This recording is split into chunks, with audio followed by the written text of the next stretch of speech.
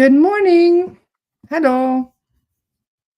Check my audio settings. It sets itself properly. There we go. How's it going?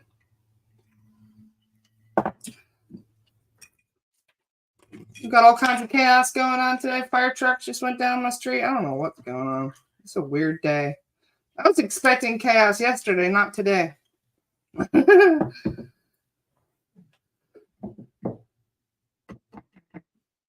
Good morning.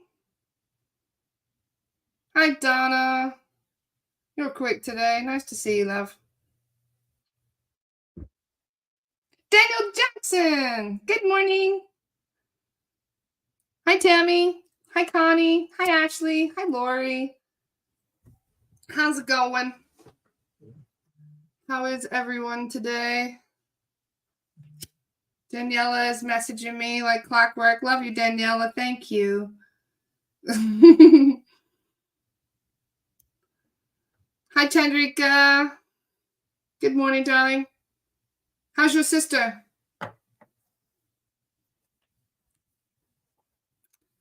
Hi, Stephanie. Smoking myself out this morning. Woo, it's needed, though. I've got some shit to tell you guys today. I'm actually in quite a mood this morning. It's one of the reasons why I'm smoking myself out today. I honestly think that if today had been the morning that I've had, this might have been the first podcast that I had done after smoking. But no, I managed to hold off. It's been a stressful day so far. Energy is a thick mud today. I feel that, Daniel. 100%. She's better. Oh, that's wonderful. Did you get her a snowflake obsidian yet? I'm really glad to hear she's doing better. That's wonderful. Good morning, Jessica. Hi, Chantal. Hi, Shakti. Hi, Amma. Hi, Gabby. Nice of you guys to join me this morning. I'm about to go on a mini rant. I've had some interesting developments over the last few hours. You know what I need? I need one of those, like, you know, those placards that they have like in a workplace where they're like, it's been so and so many days since an incident. I need one of those. I need one of those. It's been so many days since a psychic attack. And then you have to start over from scratch. Today is day 0. No. I'll give it a minute for people to join before I start my weird rant today. And why I'm lighting the Palo Santo Extra today. Smoking myself out of my office. She's trying to get one for herself. I will get one and post it to her soon. Lovely. Wonderful. So, since there's already 50 people watching in 3 minutes, holy cow, you guys must have been feeling the energies today, huh? Because I don't know about you guys, but the energies have been chaos the last 24 hours.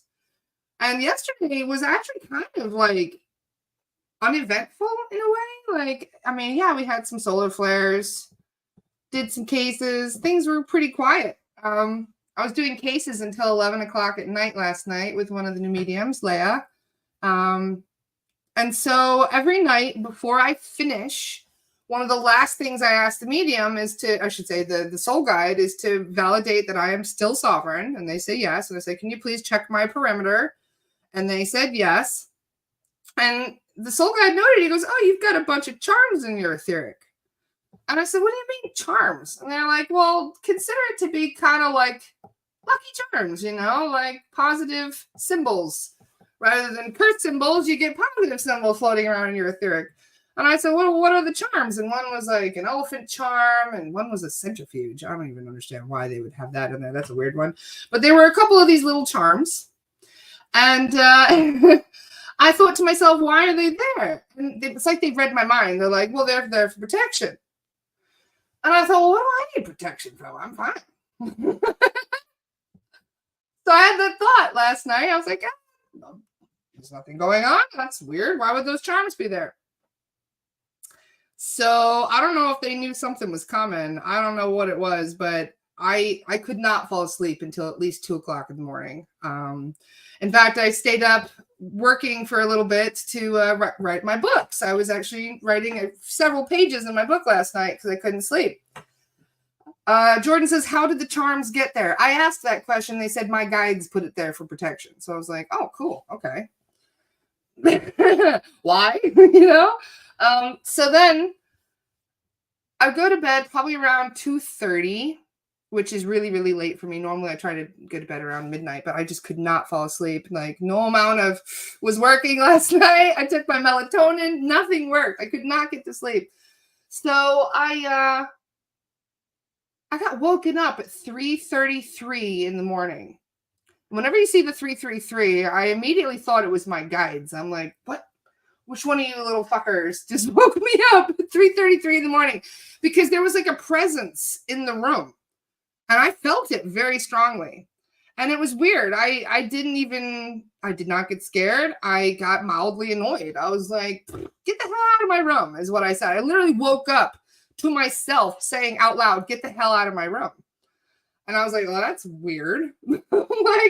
And then I looked around the room, obviously didn't feel anything, didn't see anything. So I'm like, that's really weird. So, yeah. Every half hour after the 333, my smoke detectors went off. There's 2 of them right in front of my office, and both went off simultaneously. And I was like, what the hell? So I'm running down the stairs at like 4 in the morning. If you guys are getting a friend request from me, that's not me. You don't send friend requests from a page, guys. That's a private profile. So if you are ever getting a friend request, immediately spam, block them. That's a scammer. Okay, so just for the record, anytime you get a friend request, I do not send friend requests from this account. I can't. Public pages do not send friend requests. Only private, the profiles can. So just be aware of that, guys, because I've been getting 50 messages this morning from people telling me they got friend requests from me. Nope, was not me. So anyway, my smoke detectors went off every half hour after that 333. It went off at 333, went off at 4, went off at 4:30, went off at 5, went off at 5:30, went off at 6. And at 6 a.m., the 5th time, I got up, I took every one of my smoke detectors that were going off, and I threw them in a pot of water that I had in my sink. Literally ripped them out of the ceiling and threw them in a pot of water that I had soaking in my sink. So it stopped, luckily. But the funny thing is that I was not scared. I was pissed. In fact, I'm still kind of pissed off that they did that. But what was funny is that my protections have been up so strongly recently that they couldn't actually touch me. That's the funny part about it, was that they could not get a hold of me myself because my protections have been through the roof. It's a long story, but I have really boosted my protections recently. So the fact that they couldn't get to me meant that they were out fucking with all of my stuff in my house last night. So I texted Andy, or I should say the group, because we have the emergency group in SRT, and at 6 a.m. I was at my wit's end when I threw the smoke detectors in the sink. I was like, you know what? I'm texting the group. So I did. I texted the group, and sure enough, Andy cleared me within 10 minutes. I shouldn't say me because it was not attached to me. They did not get through my bubble of protection. But like I said, they set off all my smoke detectors. And get this, right? I go back up to my bedroom because I stayed downstairs in the office. I was like, I'm not going to keep running up and down the stairs if my smoke detectors are going to go off. And they're the kind that are like hardwired. So I couldn't like pull the battery or anything out of it. So I literally had to rip it out of the ceiling to make it stop. It was so bad. So I was really frustrated. I was like, why didn't they get me? And sure enough, that's why, because those charms worked so well. Did the smoke detectors bother your son? Yes, Aiden also has been up since 4 o'clock this morning for that reason. He doesn't even seem to care. He was a bit like, what the hell? I was like, it's nothing. Go back to bed. So he saw me this morning, like frazzled a little bit. The funny thing is I was not scared at all. Not even a little bit. I'm agitated. I'm like, how dare they? So it's funny that they couldn't get a hold of me, so they decided to mess with my smoke detectors. And like I said, there was no smoke in my house whatsoever. None. Zero. So for my 2 alarms to be going off. Oh, and get this, right? So as I go back upstairs to shower and get ready to come down here, all of my bulbs were blown upstairs. All of my light bulbs were blown simultaneously. I keep replacing them. So the fact that 4 light bulbs actually ended up blowing at the same time, like, no, it's not a coincidence. So yeah, that was interesting. And so this whole, I don't know if it was related to the 8.8 portal or if it's related to some of the other stuff that I've been getting into lately, but they, yeah, that was the only thing that stopped my smoke detectors from going off. Like I said, I threw them in water this morning. I had to go and get them out of my pasta pot that I had soaking. Aiden looks at me, he's like, what? Like, don't ask. So yeah, like I said, it's funny because a couple months ago, I would have been spooked. I would have been immediately like, you know, like, oh, this is freaky. But no, this time I'm like, who the fuck? It's funny how much things evolve over time, like over a few months. You know, you end up, instead of being scared, you're pissed. And I'm working on the indifferent part. Like this is a phase we're going through. First we end up nervous, then we end up pissed off, and next I'll be indifferent, right? That's the plan. They're prepping me for my indifference. Teresa says, what is messing with you and why? I have no idea. Andy didn't tell me what he cleared. And to be honest, I feel like it was a hit and run anyway. Entities will do that on occasion, where they come in when you're sleeping, they mess with you, and then as soon as they know a clearing is coming, they vacate. And I almost guarantee that this one knew the clearing was coming when I texted Andy at 6 o'clock this morning going, get this fucker out of my house. I'm pretty sure it was like, oh, time to go. And it ran off because that's what they do, you know, on occasion, not all of them. And just for the record, I do think that I'm a special case. I do not think that you guys need to be concerned about these things. In fact, many of the new SRT students have not had any of these issues. So I think it's my my notoriety that is putting me in the crosshairs, so to speak. But that obviously is not going to change anything when it comes to the way I conduct myself. You know what I mean? I'm stubborn. So, yep. I don't know what it was, but obviously it doesn't like the things that I've been doing recently. So I don't even care. Not even a little bit. Erin says something just touched my face, for real. For the record, whenever you feel something touching your face, that's generally a soul guide or a loved one. Because those are the ones that tend to, you know, entities don't mess with you in a nice way. Like when they touch you and things like that, we call it the psychic naps as well. It's like when you feel like something is doing this to you and you're like, what the hell? That is usually a soul guide or a loved one that's just kind of messing with you, trying to get your attention. Entities, they don't usually show themselves in such a way. And I don't know why it would be setting off my smoke detectors. It was like literally intentionally trying to wake me up and keep me from sleeping. Little shit. So anyway, like I said, these things, you get used to these things quite quickly. But this is not a common occurrence. Like it's been several months since I've had anything come in my house to mess with me. So that's why I was wondering why. But hey, maybe it was just an opportunist. What about your hand being moved when meditating? Yep. It's usually the soul guides or your loved ones too. Yep. If you feel muscle twitches, same thing. To lower your vibration due to lack of sleep. I will be taking a nap today. I guarantee it. They're not going to win. I really don't. It's the funny thing is that, you know, I'm almost positive they couldn't get to me. So they must have been messing with my house because they couldn't get to me, because my shields were up. So thanks to my guides for making sure that my shields were well up last night. So no, they couldn't get to me. So, but like I said, they got to my smoke detectors, little fuckers.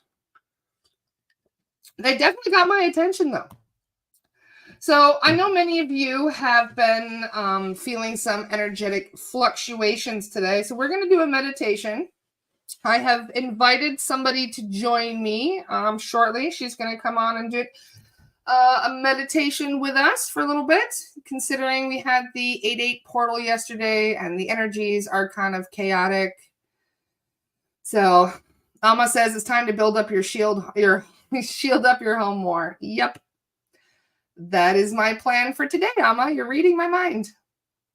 In fact, I'm pretty sure I'm going to put the skillet back under my bed. I had a skillet. You know, I told you guys a couple weeks ago about how I had a skillet filled with sea salt. I moved it.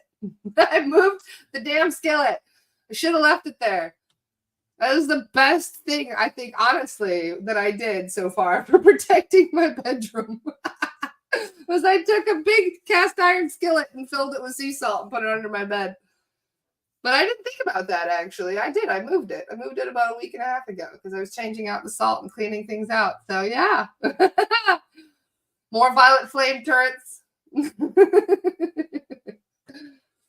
Erica says, it's interesting that the entities are showing themselves, proving why it's important to clear them. I love how negative stuff always proves us positive vibes right. Yes, 100%. Agree completely. I love how you guys are seeing double turrets. That's funny. I wonder if the metaphysical shops see an increase during these times. I'm pretty sure that metaphysical shops have yet to see their golden age. Things are really, I almost guarantee metaphysical shops are going to be extremely common in the next few years. For the sheer fact that people are waking up all over the place. That's a big part of it. But also the fact that things are not as hidden as they used to be. In fact, I'm pretty sure that things are not as hidden because of the fact that the shift is actually occurring. There's a lot of people that are seeing paranormal activity. They have never seen it before. It's all over the place, especially online too. A lot of security recordings, like security camera recordings and stuff popping up right now. I'm seeing them all over the place. Jordan, private message me, honey. I actually was going to check you yesterday and I forgot. So I was going to give you a freebie anyway with Jordan. So message me, okay? I'll take care of it for you. The veil has never been thinner, says Matt. Agreed. Well, I shouldn't say it's never been thinner because we didn't even have a veil 13,000 years ago, but you know what So does anybody have anything that they wanted to share about the 8-8 portal? Did any of you guys have an interesting day yesterday? You're welcome, honey. Happy to help. Yeah, Chantal says it's hard to trust what you see online these days with the AI. That's why I like the security camera footage better. It's less obvious. Regina, you also had problems sleeping. I was just telling these guys I could not get to sleep until 2 a.m. I grew up going to botanica shops with my parents, basically religious goods. Interesting. Botanica shops, huh? Is that what it says? Never seen them before. Daniel Jackson says, yesterday was fantastic. Super high energy. I had a great day yesterday. David, you also got woken up at 333. That's why I actually thought it was my guides. I was like, which one of you fuckers just woke me up? Like, how dare you? That was my first thought, was that it was 333. I'm like, Dolores? Like, because that's when she woke up Andy. But no, like I said, the first thing I thought when I woke up was get out of my room. It was really weird. I meditated at 8:08 and I felt great. Woke up with a headache, but it went away. Perhaps you were getting a download, Tracy. When you grounded yourself, perhaps that's what sorted out the headache. I would think about someone and they would message me saying, I just came across their mind. Yes, telepathy. Humans are telepathic. They just don't realize it because we've been gaslighted out of realizing we're telepathic. So one of the things I also wanted to mention today, I've talked about it a little bit in the Lost Soul Rescue group. that we created for our LSR cases, for our Earthbound rescues. And for those of you who are already in the Lost Soul Rescue group, you probably saw my post yesterday. But there is a new topic that I've been delving into a little bit, because it's been coming up in my cases. So for a long time, we've all known about like purgatory, right? People talk about purgatory, they talk about limbo. And one of the things that we've heard, like that I assumed because of purgatory, was that there's that the lower astral, that the 4D lower astral is essentially purgatory. That is the assumption that I've been operating under. And that I figured, you know, whenever, like, for example, when the Vatican says they can get people out of purgatory, I assumed that's what they were doing, is they were just simply guiding people to the light to help them cross over properly, or just taking people's money and telling them that they were doing that. But either way, this is what I assumed purgatory to be. And when we talk about limbo I assumed was either purgatory or a similar name for it, or I don't know why, but so when I had my astral projection experience, I was taken to a white room. It was like an empty white room, just like in the Matrix, right? And that's where I communicated with my guides face to face. So whenever you hear about limbo, that is kind of what I assumed it to be, is kind of like an astral blank spot in a way. It's like an empty zone. So that is my assumption that I've had corrected recently. Because I've been doing a couple different Earthbound rescues for people, because I'm practicing, trying to get this protocol ready for when we're going to be doing the Lost Soul rescues. So there's been a couple cases. I've done about 12 cases now where I've helped to make sure somebody has already crossed over, right? So these 12 cases I've done, 4 of them, I have found that this person has already crossed over. Right? So they did enter the light. So when I asked, okay, so they've crossed over properly, and they said, well, halfway. And I said, what does that mean? And I found them in limbo. And I'm like, what does that even mean, they're in limbo? They're like, well, it's like a waiting area. And I was like, a waiting area? Like, what do you mean a waiting area? Like the healing place? And they're like, no, it's different. And I was like, okay. So what kind of waiting area is this? And I actually had a little bit of a laugh. I was explaining this in the post, that when they were explaining the waiting area, I made the assumption that it's like Beetlejuice, right? Like, where you in the movie Beetlejuice, when they die, they have to sit in this waiting area for processing, you know? And there's other dead people around them, and it's like they're kind of waiting their turn as per how they died and when, and then they go on to the next place. I figured it was kind of like, you know, a way station on the spiritual highway. And I figured you would just go there quickly, right? Or for however long you need to be there, depending on whatever reason as to why you're there. So a couple of these cases, I'm finding that they are stuck in this limbo to a degree. And when I say stuck, I mean they were just kind of left there alone in limbo by themselves. And I'm like, so basically like in that white room or whatever it looks like. I just kind of, that's what I'm picturing in my mind's eye when I think about it. So it's like they're in that room by themselves. They're stuck there. And I'm like, well, how do they leave? And they said, oh, well, it's a process and blah, blah, blah, blah, blah. And I was like, this doesn't even make sense. So I immediately made another assumption. I'm like, well, time is different. I mean, over there, we all know that, right? Time doesn't even exist. So technically, what would feel like ages to us, because we're here dealing with the illusion of time more, that would feel like a long time. Whereas for them, maybe that time in limbo lasts like a few minutes or hours from their perspective, right?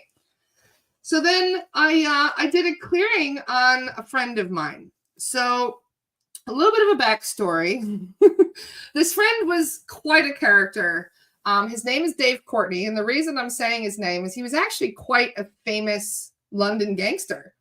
It's funny how I met him. I was right after I started my backpacking. And I saw a documentary where Dave was talking about the prison system in England and he mentioned in this documentary, The New World Order. And then I was like, what? He knows about the New World Order. So I picked up a copy of one of his books because he wrote very interesting books all about his naughty days of all the times. It's a long story, but he's kind of an Al Capone type, you know, like he's an old world style gangster, you know, like the kind that would be honorable but not take any bullshit, if you know what I mean. And he did, most of his naughty boy days were just being spent being a major thorn in the side of the cabal. So I wrote Dave a letter after I finished reading his book, and I just loved his naughty boy attitude. And I wrote him this letter, and I explained to him about who I was and why I left the States because of all this 9/11 stuff. And I applauded him for mentioning the New World Order. And Dave called me. He called me on Valentine's Day, funnily enough. It was really funny. I answered the phone, and he's like, hello? I'm like, yeah, Dave. He goes, I said, who's this? And he goes, it's Dave Courtney. I was like, oh, hello, Dave. And he's like, yeah. He's like, I want you to come to my castle today. And I was like, really? And he's like, yeah. He goes, when I found out where you are, he goes, immediately I got excited, and I'm glad you included your phone number so I could call you. So Dave invited me to his castle that he has in London. It's a place called Plumstead, and it looks like Camelot Castle. Dave had a real fixation about royalty. I don't know what it is, but he loved to piss off the Queen. In fact, I'll show a funny picture of Dave. This is one of Dave's most famous pictures. Because he, like I said, he was a very big thorn in the side of the cabal. So Dave and I, we really hit it off. In fact, we became very, very quick friends. There's a picture of Dave when he went to the High Court in England to be sued by the Crown for being a naughty boy. So he actually showed up at the Grand Court dressed like a jester. So Dave was quite a character. So anyway, he and I became fast friends, and we had a lovely time chatting and getting to know him a little bit. And he was quite, like I said, quite a character. So we stayed in touch over the years, and he's, like I said, a very good friend of mine. In fact, if the New World Order was to kick off, he told me I had a spot on his boat to get out of Britain. So Dave was just the best. I really, obviously, he's a naughty boy, and he did a lot of things that I don't judge, but anyway, so it's a long story, but Dave and I have stayed friends over the years, just exchanging letters like pen pals. And I found out 2 months ago that Dave committed suicide, and it broke my heart. I absolutely adored Dave. Just a brilliant guy. If you Google him, you'll find his books. If you want to have a laugh, those books, like I said, it's very interesting books. But when I found out that Dave committed suicide, I was heartbroken. Really, really upset. In fact, I'm like choking up a little bit thinking about him. Just a really, a lot of the things about him were not true. And when I say he's just a really good guy, and even though he may have been very naughty, he didn't deserve what happened to him throughout his life. So it's a long story, but Dave was in a lot of pain, and he did actually leave a video suicide note explaining that he could not stay any longer because of his pain. So I don't know why, but 2 nights ago, I sat down, I went to do clearings, and I saw his face. Literally saw his face in my mind's eye. And I thought, oh my God, I'm right, I haven't checked Dave. So I asked the medium, I said, can we please check a friend of mine and see if he's crossed over properly? And they said, yeah, of course. So we checked. I found Dave in limbo. So I was like, all right, why is he here? And they said, did he get taken out by an entity? And they said, yes, he did have an attachment, but really it was just an opportunist that was, milking it for all it was worth towards the end. So he was in a lot of pain for all kinds of arthritis, and he could barely move. He's, I don't know why he was in so much pain, because he did not mention any of this. I didn't really talk about it much. He just basically said it's arthritis, etc. But I could feel it was a deeper level of pain, like ancestral karmic stuff.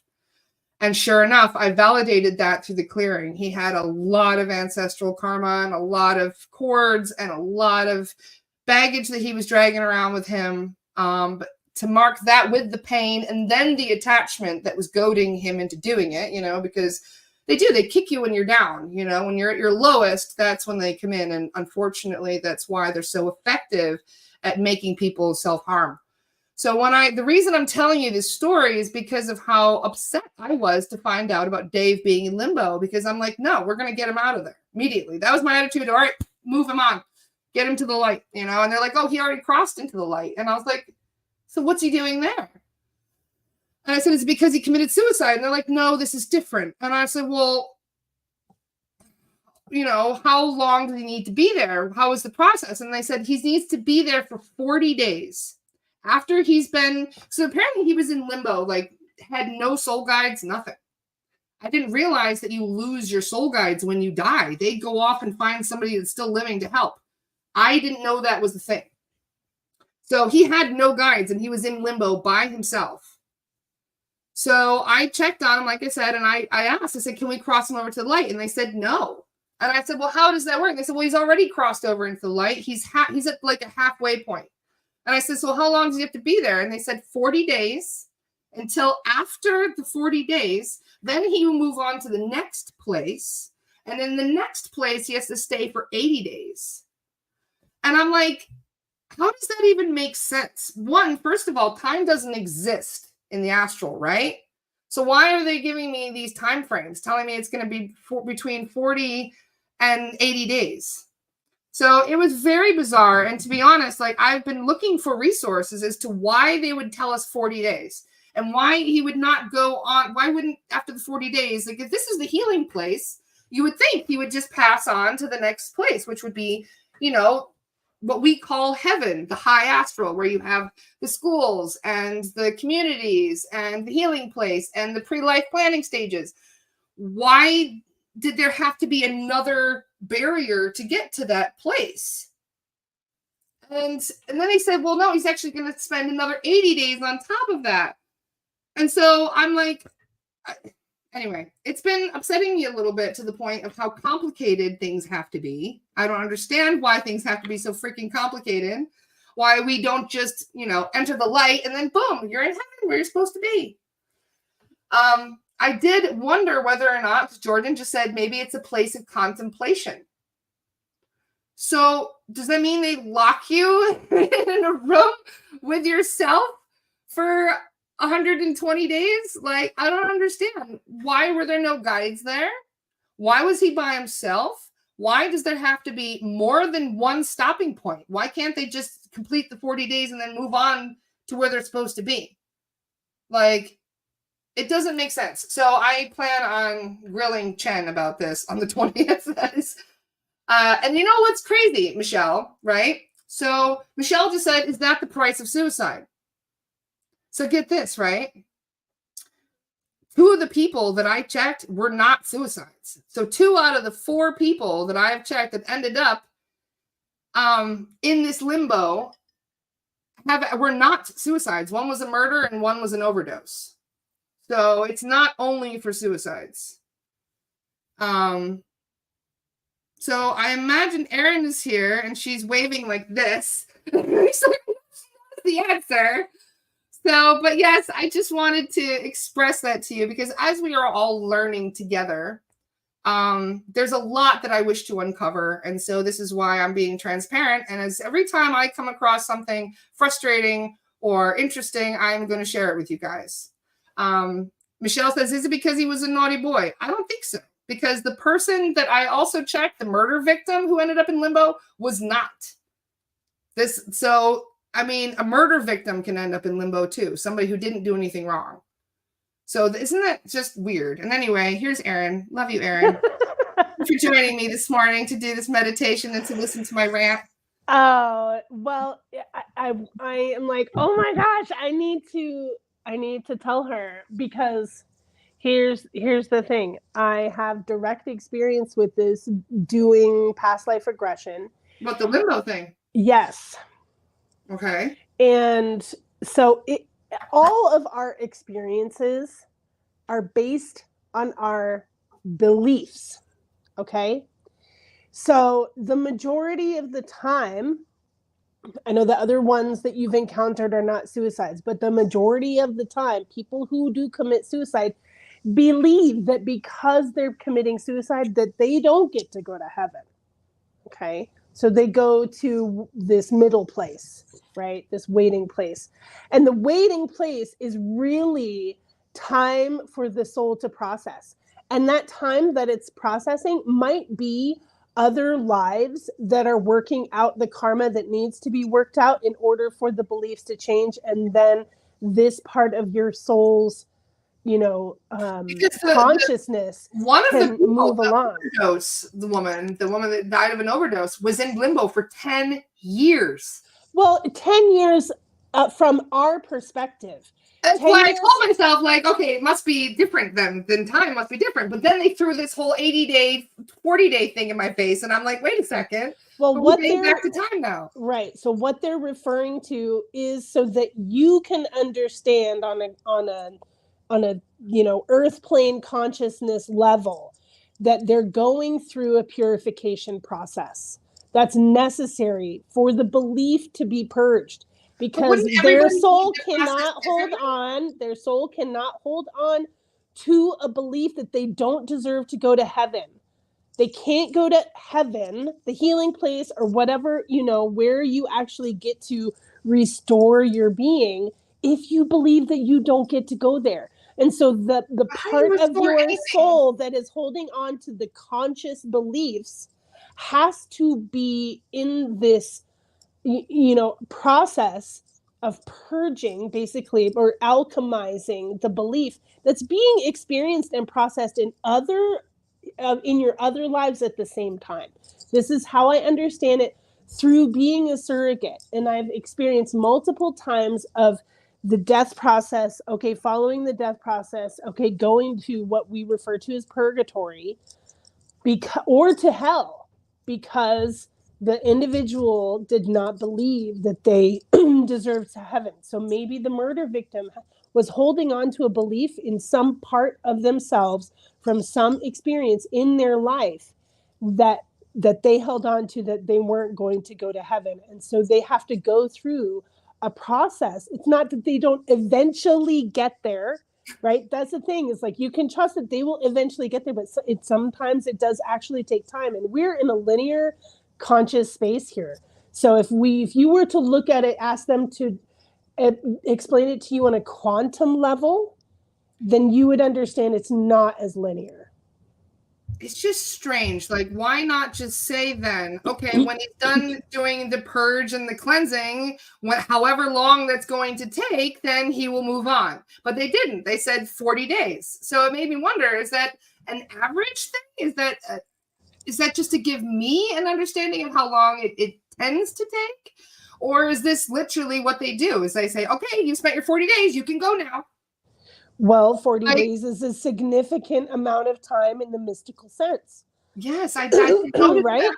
We know this biblical story is Jesus' own story, right? And so it's a certain process that consciousness goes through for purification. That's how long it takes, apparently, right? I don't understand how sitting in a waiting area can purify anything. He's not sitting in a waiting area. So he's going through it. He's going through it. Is that kind of like, for example, when people, like, we've seen so many movies and TV shows where people relive their hell over and over. Like, it was an episode of Stargate where they got put into a machine and they ended up reliving their worst day over and over and over and over and over again. And nothing they could do was able to change anything.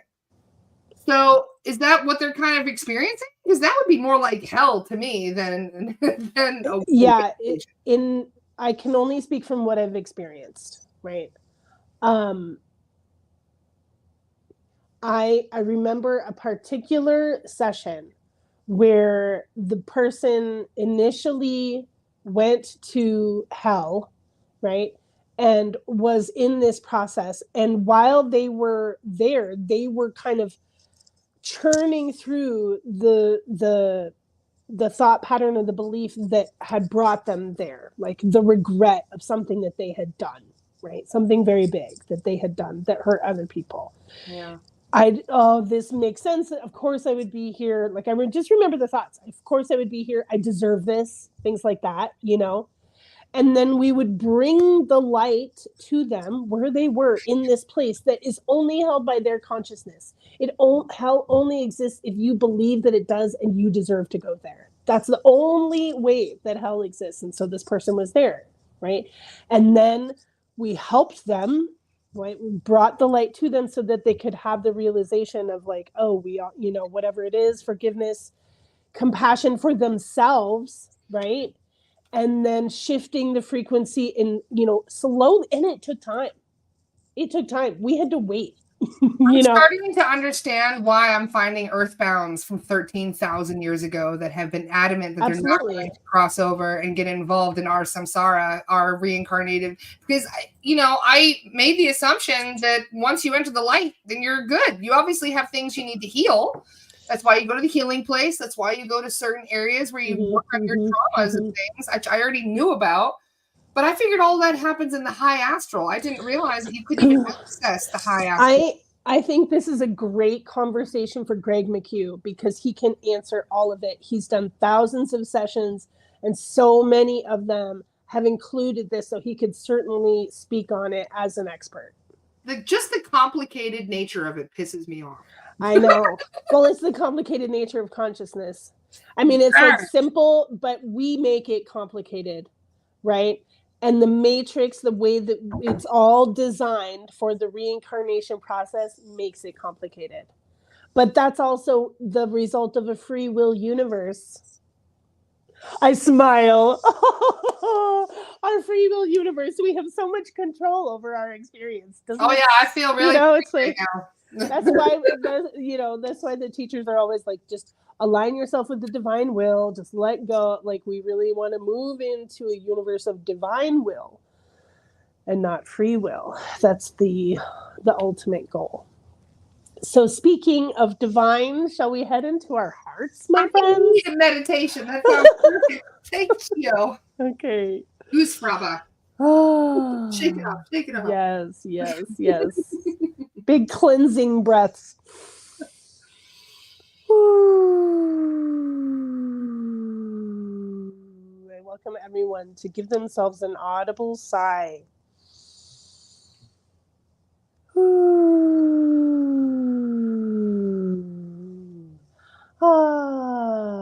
And doing the ah, of course, is the sound of the heart, the seed sound of the heart. And know that giving yourself an audible sigh is giving yourself a gift. That you are literally tuning into soothing the fight or flight, soothing the parasympathetic nervous system.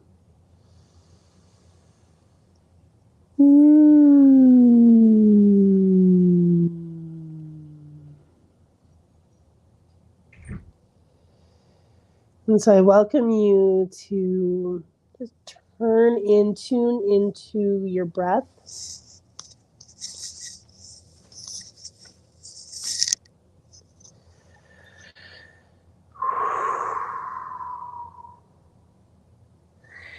And remembering, knowing that the sound of your own breath is a trigger for relaxation.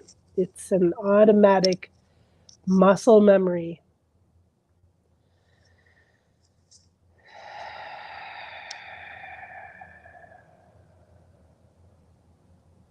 So hearing the sound of your breath moving in and out of the body.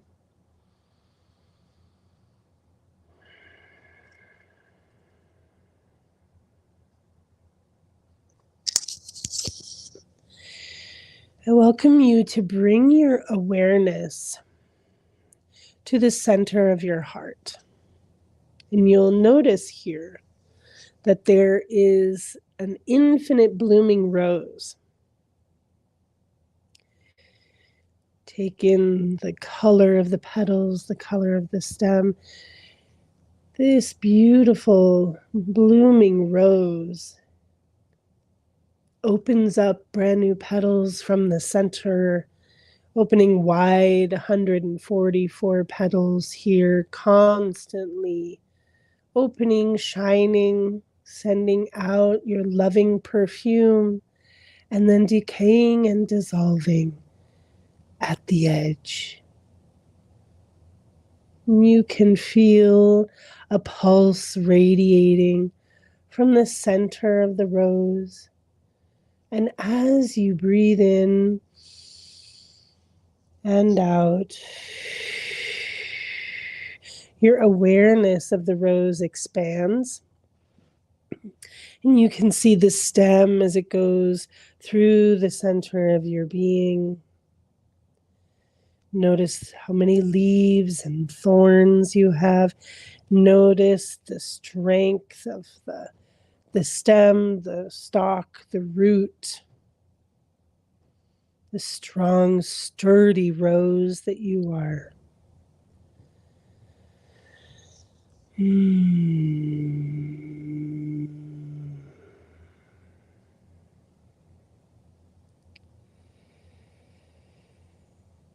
And looking now into the center of the rose as if you are looking at yourself. Gaze into the center of this rose where you will see a beautiful pearl. And inside of this pearl is your spark of life, your bright blue flame of creation. You're a 0-point vortex of your heart. And I welcome you to bring your awareness right into the center of that flame and the pearl. And as you travel into it, it becomes a tunnel. And you are bathed in pure, loving consciousness here, heart consciousness. As you pass through the flame, and you can feel now this sense of bliss and heightened frequency moving through your body, feeling the pulse waves of love flowing from the center of your being. And that which you have just poured yourself into, then you are being pulled by a strong magnetic force of nostalgia, of home. I'm going home. Keep breathing.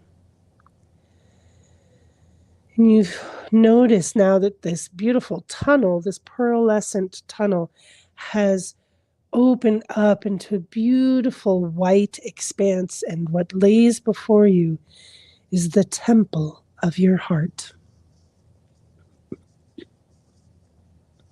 Here, this temple, notice its detail, its material, its form, its matter, how it shows up for you, how it calls you.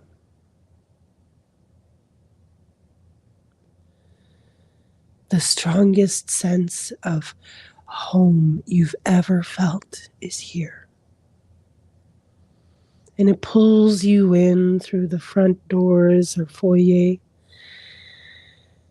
And the beautiful expanse on the inside brings your attention to a standing liquid light shower.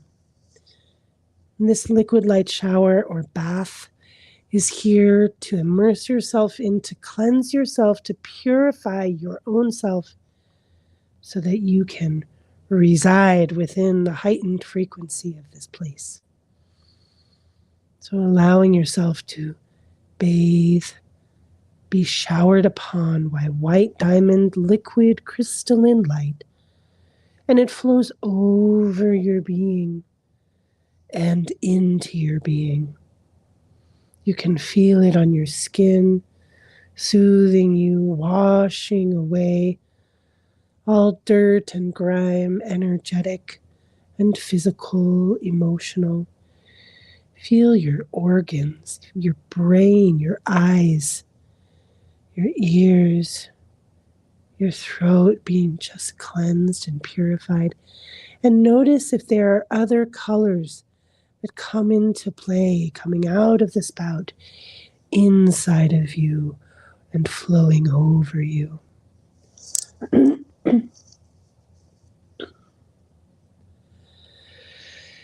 And as it makes its way through your form, a great relief is felt. Thank goodness. Thank you.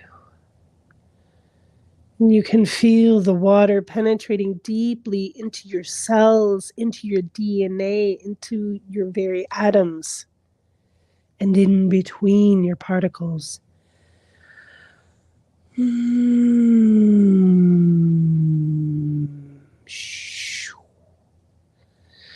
Notice the vortex beneath your being, consuming all that you are shedding, all of the excess, letting it all go, all worries and concerns, tightness and contraction, allowing for expansion, surrender, and release.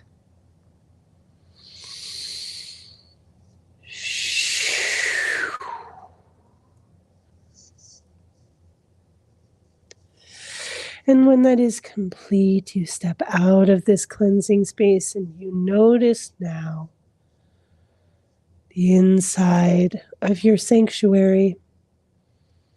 Take it in.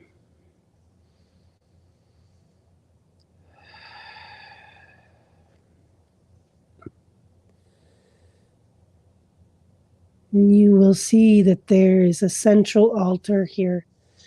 This is your soul's altar.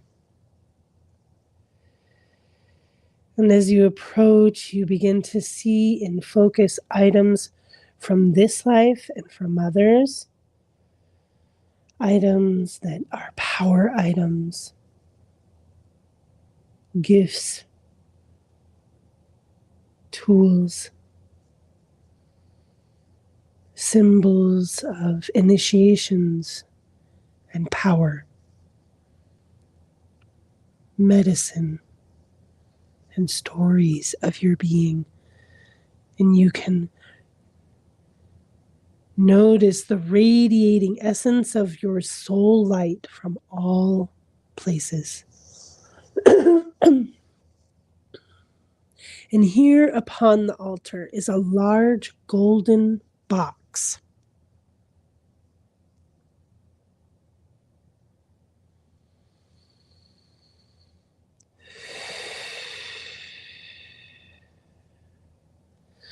Open the box and receive the gift that your soul knows you are ready for. Take it in and receive it.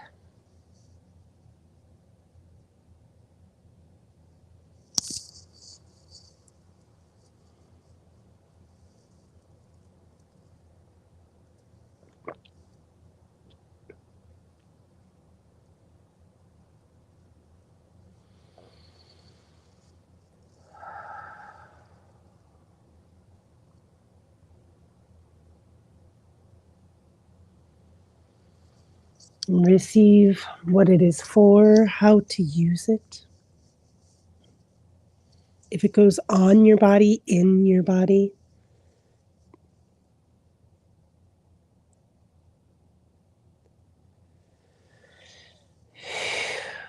Good. And now gazing around, you will notice that behind you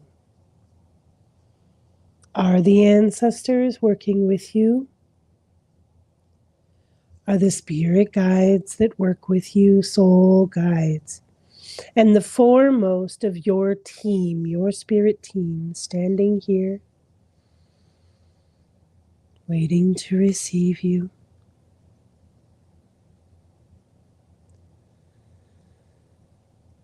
Be with them. Maybe you see them, maybe you feel them, maybe you hear them. Breathe and receive their blessings.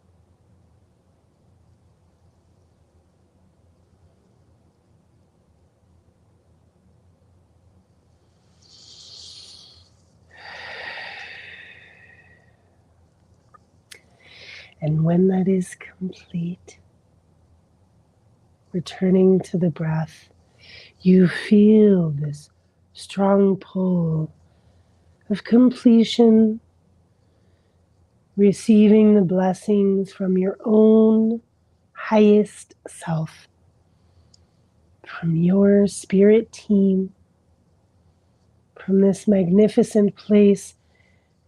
And briefly gaze around. Notice there may be halls and rooms and much to see and experience and explore here in your heart. There are rooms through which you can portal. Your own stargates reside here in the temple of your heart. But now there is a tug pulling on the back of your heart again, your life, your purpose, the gift you just received, the gifts that you received, blessings from your team, the activation for your day, the purification of this moment, the reception and alignment, excuse me, and the calibration of your energies on the other side of this beautiful, powerful Lionsgate portal, feeling this culmination. And I welcome you to Aum with me, A-U Aum, to within yourself, saying I am as you tone Aum into your beating for this calibration. Inhale.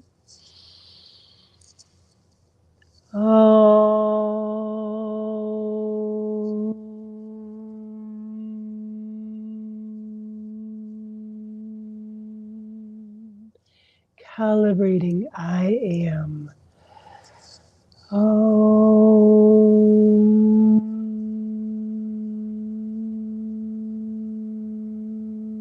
One more.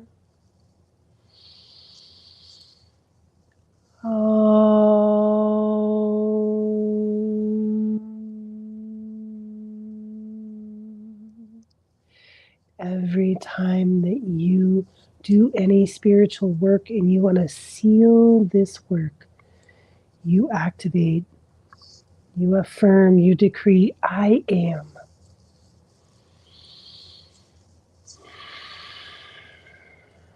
And the pull, the tug pulls you, takes you out of the temple, through the expanse, and back into that beautiful pearlescent loving tunnel, the spark of your creation, the center 0 point of your being, shining brighter than ever, the love flowing through your being, stronger than ever.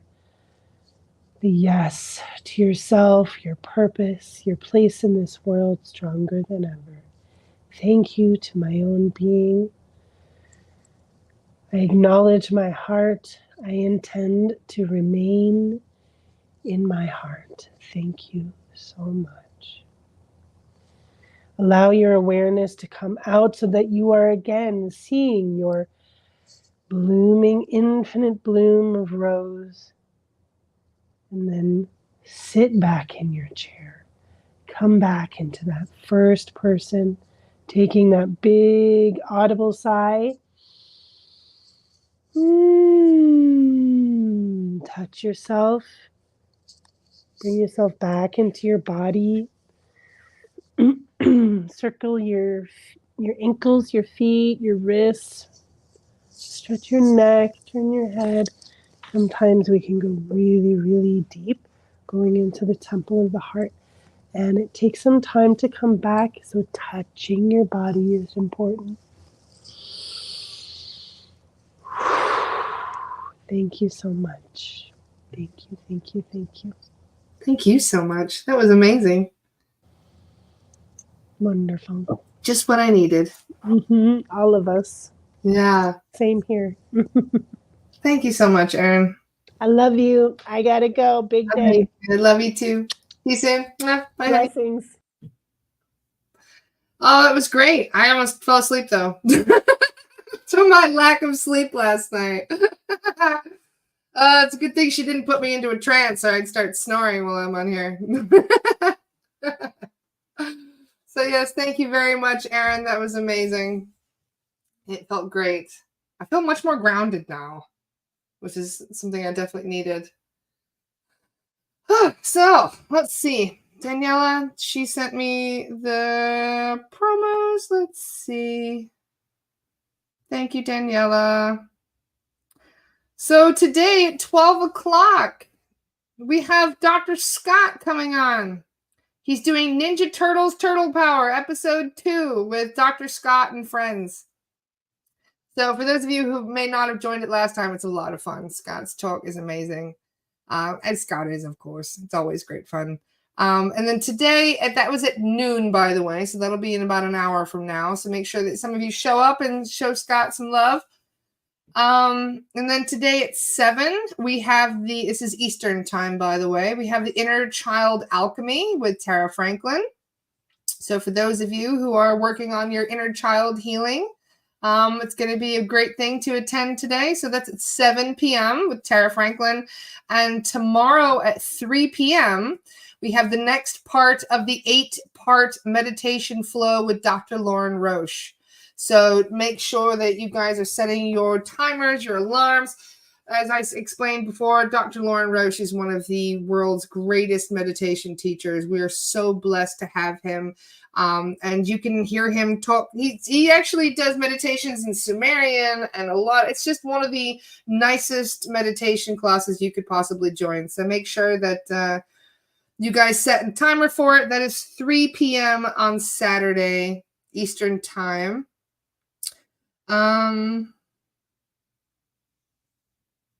Ava, I'm just reading your message. My message yesterday morning from my son in spirit was no more drooping roses looking for losing its petals. You know, it's funny. You know what I have sitting next to me right now? I have a drooping rose that started to lose its petals. I need to go and get myself more fresh roses today. I buy roses usually now for protection and to raise the vibration in my office. So I think it's very funny that you mention wilting roses, no more drooping roses, when I literally had a drooping rose like 2 feet to my right. So love it. What time is Lauren's talk tomorrow? That would be 3 p.m. And yes, there is recordings, so you guys can go and check it out. Check out the first part if you would like to try it today. Yeah, it's up on if you go to the Astara community, it's on the previous, I think it was in workshops. Let me validate that though. So if you go to the Mighty app, see, Mighty app, and then you load it. Why is it not showing? There you go. And you see the Astara. So you go to the Mighty team. And let's see, where is it? Oh, there's all kinds of stuff up in here in the live online courses, but it's not in the online courses. It is. Oh, it's in replays. There you go. Nice. And there's a lot in replays for the record. There's all kinds of wonderful chats in here. There's loads of them. So make sure you guys go and check out the membership replays. It's a free workshop on Zoom with Lauren, Daniela says. In fact, I'm going to highlight your comment. Thank you, Daniela. So this will be over Zoom. I believe cameras are optional, yes.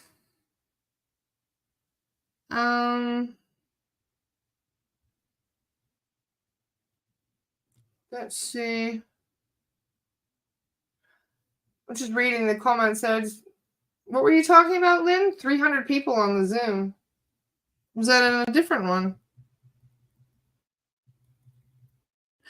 So I'm just reading back up the comments here. Brittany says, that was just what I needed. Thank you so much, Erin. So very grateful. I second that, Brittany. Definitely. Oh, okay, yes. I didn't know there were going to be 300 people on the call. Wow. That's amazing.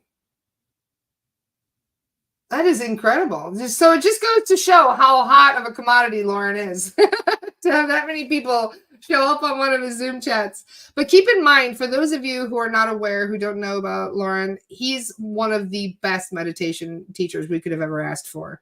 The way he teaches meditation is, to be honest, I have relearned what I thought meditation was through Lauren.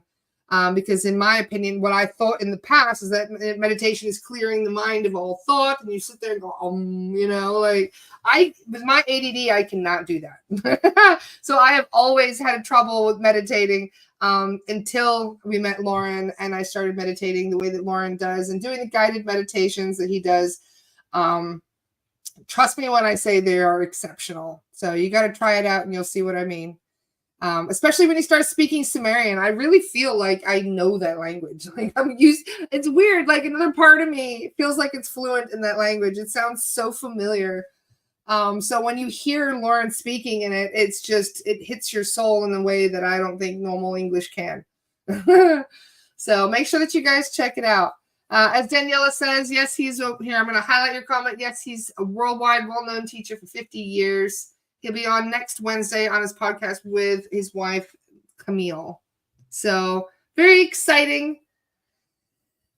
Yes, it's going to be in a store, I believe, the link. So you guys should be able to see it. So anyway, I'm going to go pop off and chase beasties. One of the mediums is available. So I'm going to go and, enjoy myself after my disruptions from last night. Go chase some beasties around. Mura says, do you have an English accent guide? That's really funny. Yes, I did spend 7 years in Britain. That's where sometimes the accent pops up. But yes, I do have a soul guide that has a British accent. His name is Charlie. So Charlie's must be around here somewhere for me to be busting out with a British accent. So anyway, I love you guys. Make sure, by the way, if you want to be involved in our LSR sessions, our Lost Soul Rescue cases, we're going to start very soon, I believe Monday. So if you guys are interested in joining, if you've already taken the protection classes, you guys are more than welcome to join us. So message me if you're going to sit in as a medium or as a facilitator in training. Message me privately with your email and your phone number, please, because we're going to set up a WhatsApp group for the invitations. And yes, thank you, Daniela. For those of you who are interested in coming on the podcast as well, there is an application on my website, astralara.com, where you can submit and we can get to know each other a little bit before you come on the podcast, because I do screen all of my guests. Do we get the results? Which part are you talking about? I need some context, Jess. What results? You mean for the LSR sessions? The Lost Soul Rescue sessions are going to be conducted over Zoom, and they will be recorded. And we are going to be posting them in Astara, so that way you guys can see some of the work that we want to do. It'll get your feet wet for SRT as well. So for those of you who are kind of on the fence as to whether or not this kind of work is for you, you will get the opportunity to try it out and to see us in action. So that's very exciting. Good. I read your mind, Jessica. Glad to hear it. So yeah, if you guys have any questions about that, feel free to tag me in the Lost Soul Rescue group, or you can message me privately, and Gabby will see your message. Thank you, Gabby. And thank you to all of you who joined me today. I will see you all on Monday. Oh, it's 11/11. Nice. So make sure that you guys are enjoying your weekend, staying grounded, keeping up with your hygiene and your protection. And yeah, I love you all. I will see you all on Monday. Take care. Bye, guys.